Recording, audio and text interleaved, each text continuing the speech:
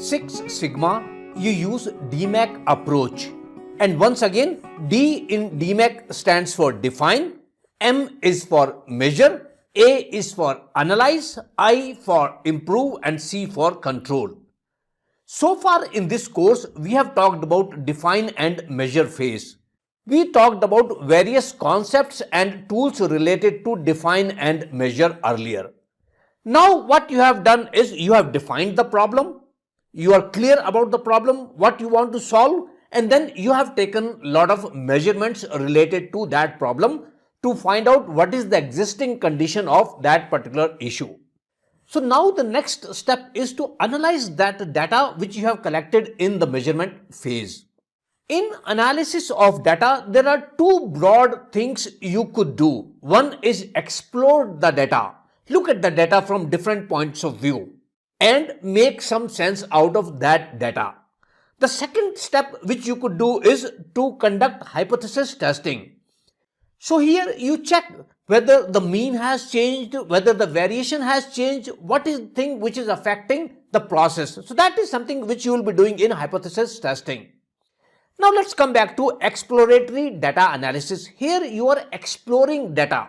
You just look at the data and see if you can make any sense out of that.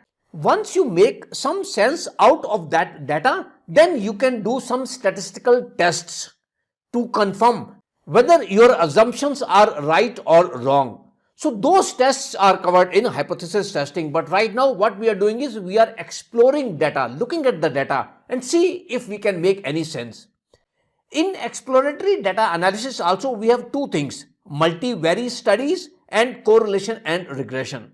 Let's start with multi-vari studies. In multi-vari studies, we will be looking at three broad topics here. One is the types of variation, because Six Sigma is focused on reducing variation, bringing consistency. So we will understand what are the three types of variations.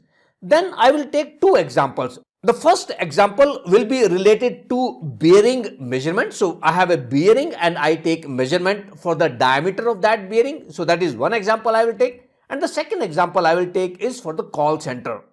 For second example, I will use Minitab. Let's start with three types of variation. And before that, let's understand what is multi-vari studies. So MultiVari chart, which is the outcome of multi-vari studies. So this chart is a tool to visually show a variety of sources of variation. So whatever measurements you are taking, there could be number of sources of variation. And this is what you want to find out. What are the sources of this variation? Once you find out the source of the variation, then you can act upon that to reduce variation. So here we have three types of variation, and these are positional, cyclical, and temporal. Positional is related to the position or the variation within a part. And once I take the example of that ball bearing, so there you will have much better understanding of these types of variation. So there I will be talking about positional and cyclical variation.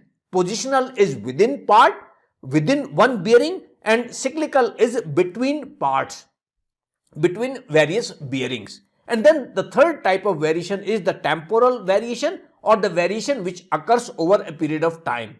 This is something which we will be talking in the second example when I will be talking about the call center.